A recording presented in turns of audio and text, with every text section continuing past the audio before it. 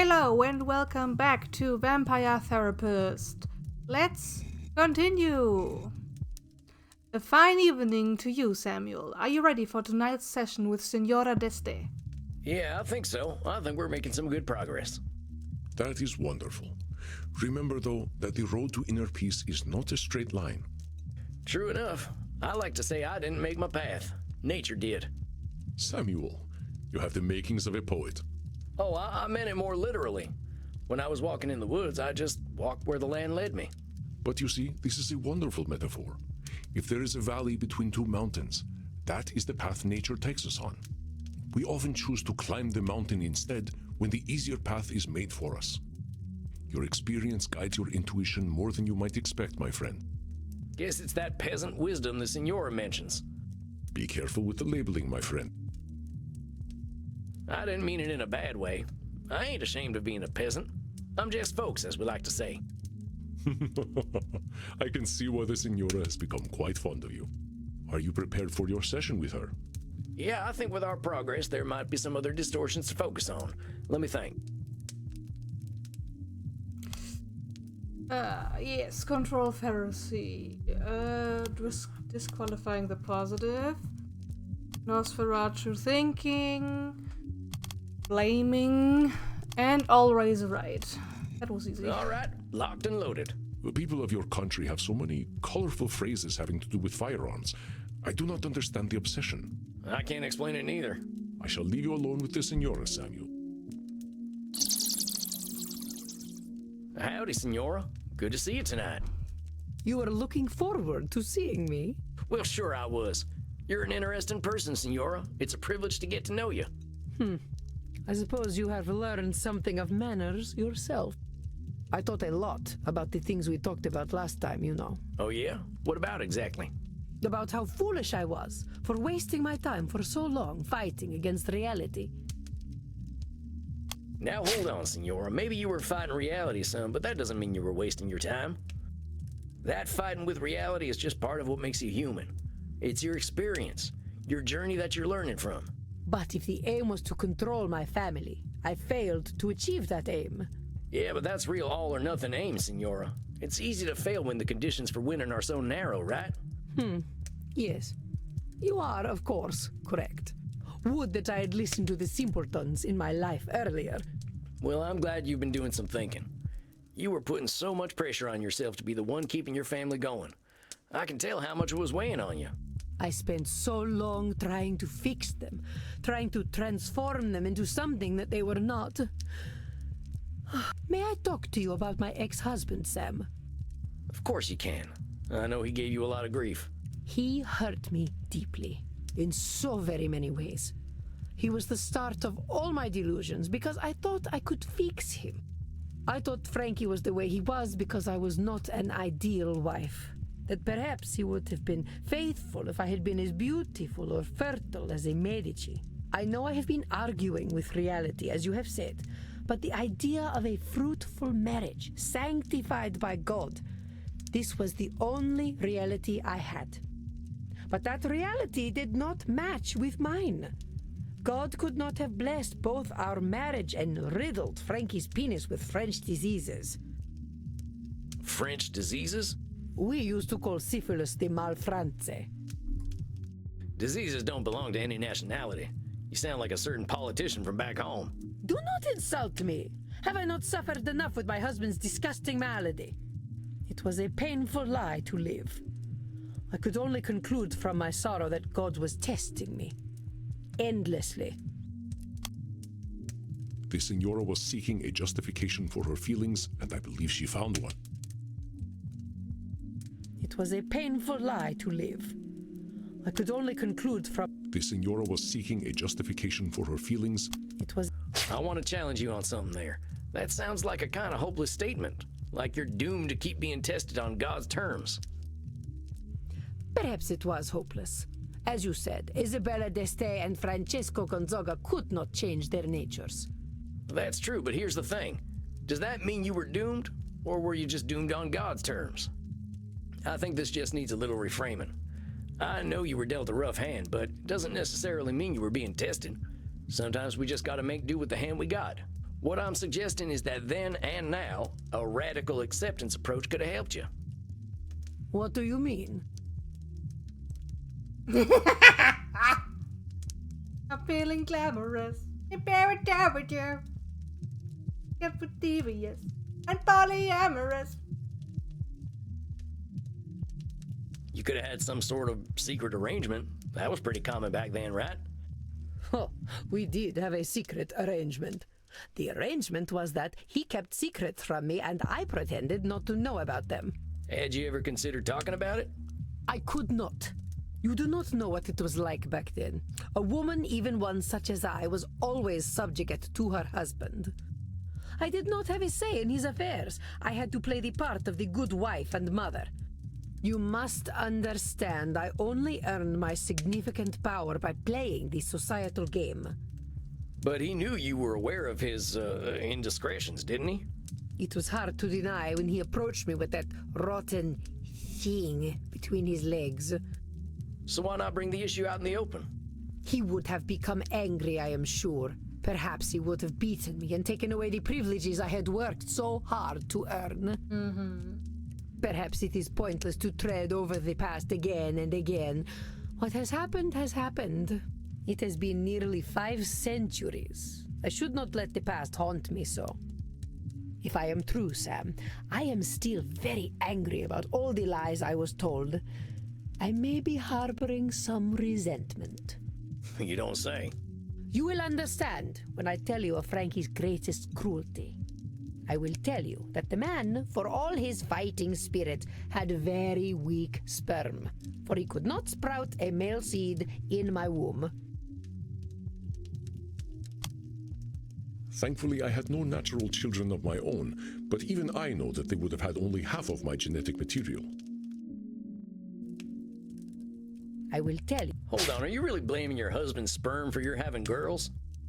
It could not have been my fault. Senora, even I know it's just luck of the draw. I think you know that too.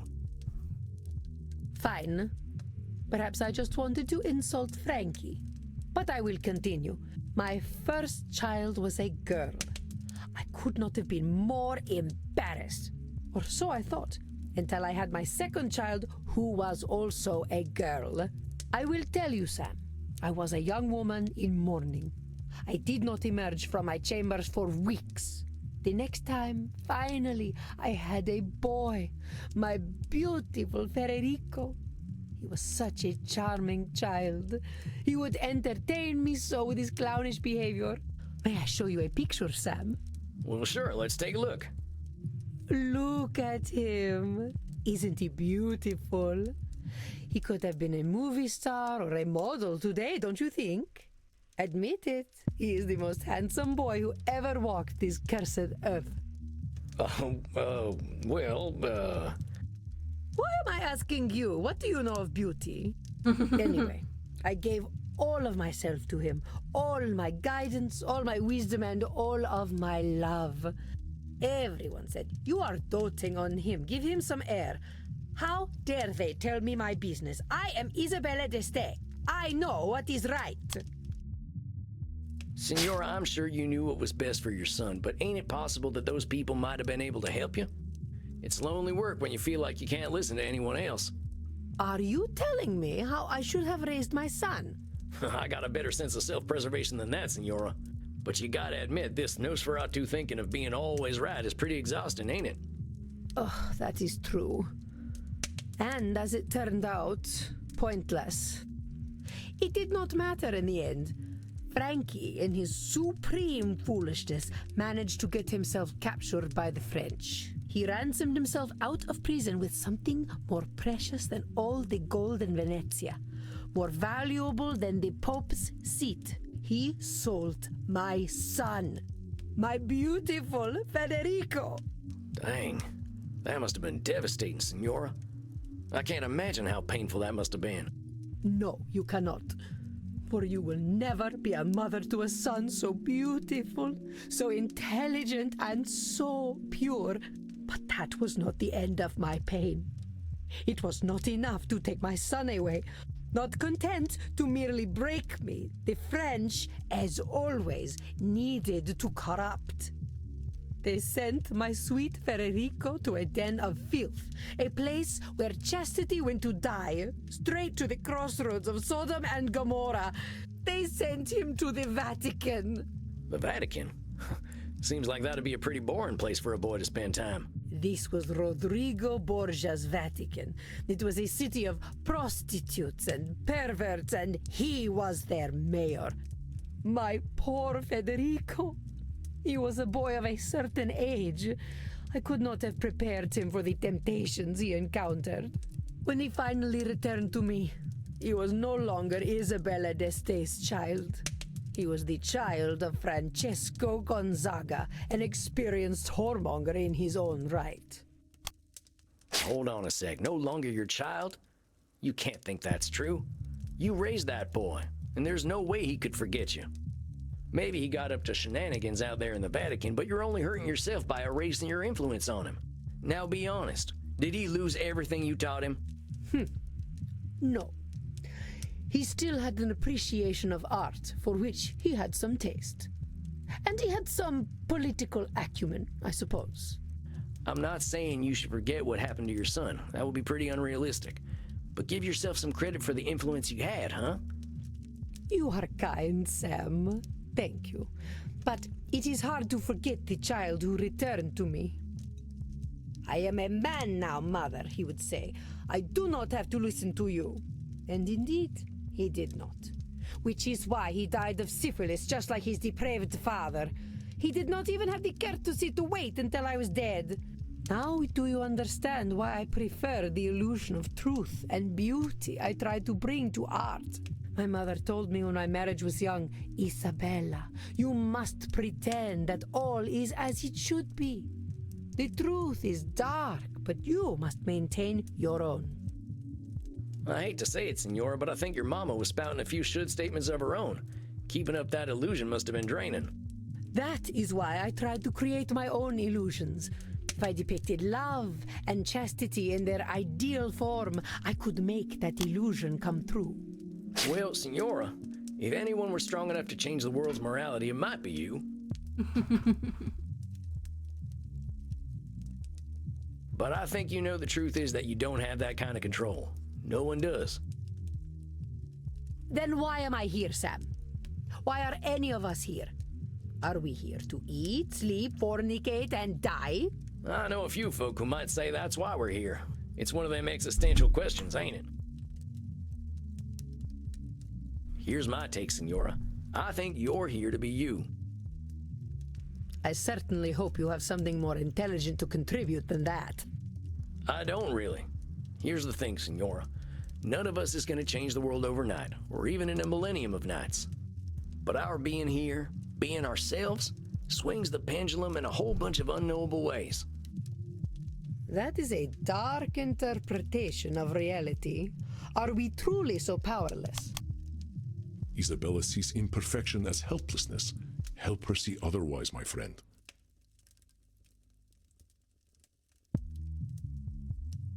That is a dark interpretation of reality. Are we truly so powerless? Isabella sees... That is a... What I'm saying, Senora, is not that we're powerless. I'm just saying we ain't gonna change the world on our own. Not everyone's gonna buy what we're selling, but some people are gonna get it. People are still out there talking about the art you brought to the world. Maybe fellas like me don't know who you are, and I bet that nasty pope from your time wasn't your biggest fan. But you can't help but be an influence on people. Just not all people. Ain't that so? I do not know if that is enough for me, Sam. Well, here's what I think we should do, Senora. All them efforts of yours are always facing outward. How about we spend some time on you? What do you mean? I mean, let's work on the things Isabella d'Este likes. Forget about the rest of the world. What are you putting in your art that's for you and not for anyone else? Is it a little embarrassing? Hush. If you must know, it is centaurs. I like centaurs. Centaur world. Comfortable duck. Hey, I ain't gonna judge. Sometimes I like horses better than people too. Yes, well, They are pleasing to look at. How about this then? Why don't you pick up a brush and paint yourself up a centaur? I have not attempted to paint for centuries. Yeah, then it's time. This is just for you, Senora. No expectations. How's that sound? I cannot believe I revealed this thing to you. I'm glad you did. I'm a lucky fella. I get to know an Isabella d'Este no one else knows. And no one else will know, or I will make you suffer. Capiche? You got a deal, Senora. I'm here to be supportive, that's all. I hope that when you come back next month, we'll be having a nice conversation about you finding your muse. Yes, perhaps. Very well, Sam. I do not understand your ways, but I cannot deny you have a certain untamed wisdom. I shall attempt to paint a centaur. This is not what I expected from therapy, but I shall do as you suggest. I shall see you in 4 weeks then. Arrivederci, Sam. Oh yeah, see you soon, Senora. Arrivederci. Goodbye. Well, well, Samuel, you never cease to impress. Centaurs. I don't think you're supposed to know about that, boss. I am 3,000 years old, my friend. Horse people are somewhere at the very tip of my kinky iceberg. It is already forgotten. Well, the Senora's pretty embarrassed about it, so I'd appreciate it if you kept it to yourself. Signora d'Este is wise to put her faith in you, Samuel. I will gently remind you that relationships between therapists and clients are highly discouraged. Oh, come on, Andy. It ain't like that. Senora d'Este is just... You're messing with me. Of course I am. Unless... All right, you know what? I'm going downstairs. I could use a drink. Well earned, Samuel. Please, rest in peace. Rest in peace. Poor Senora. That lady's holding on to a lot of anger. Reminds me of myself as a young vampire. Pretty hot in here tonight. I think I'll get some air. Maybe I can get to know Bert a little better. Yeah! Hey, Bert. How's the crowd tonight? Same old, huh? So, what do you think of Leipzig, Bert? Real fascinating architecture here. Hey, not everyone's into architecture, I get it. So what do you do for fun here? More of a homebody, I guess. Yeah, I'm a little introverted too. Spent 90 years walking in the woods, you know. Yeah, there's nothing I like better in nature. The trees, the plants, the animals. The cities just seem so dead at night. I can tell I'm interrupting. Well, nice talking to you anyway, Bert. I'm gonna head inside. Have fun, mate. Did you just talk? Hey, Crimson, how's the crowd? Hey, cowboy. Bit busy tonight, but how'd your session go? No, I think this lady's starting to realize what she can't control, which is a lot. She's still mad as hell about it, but I think we're getting closer to acceptance. I know how she feels, cowboy. I feel like I wasted years of my life in D.C. trying to make the world a better place. But it sounds like you are making progress to me. She's got time to make her peace. That's what Andy says about you vampires. Yeah, that's true. We can take 40 years or 400, but that's up to us. In the meantime, I'll whip something up for a hot summer night. What's this now? Blood margarita. Figured a hot-blooded desperado like you could use something cold. Oh, mighty kind of you, Crimson. I'll let you get back to work and take this up to my coffin for a quiet night. Night, Sam. Now let's see, what'll help me reflect on the night? I think there's something Omar Khayyam once wrote that I can look up. Or I could watch Buster Keaton almost get himself killed a bunch. One of my transcendentalist friends told me about this one. I ain't too good with poetry, but this piece always stuck with me. The moving finger writes, and having writ, moves on. Nor all thy piety nor wit shall lure it back to cancel half a line, nor all thy tears wash a word out of it. Funny how people in far-off places and times always had some similar perspectives. Omar's right. You can't change the past. Life moves forward. I think that's enough for one night. Better get me some shut-eye. Got the feeling my work's gonna get harder before it gets easier. Yes. And that's it. My dear Samuel, greetings. How are you feeling tonight? We will find out in the next episode. Thank you so much for watching. See you in the next video. If you've liked this video and the other videos on this channel, for that matter, feel free to subscribe so you don't miss anything. And yeah, thank you for watching. Looking forward to where this is going and what the end of the story is. We will see. Thank you. Bye bye.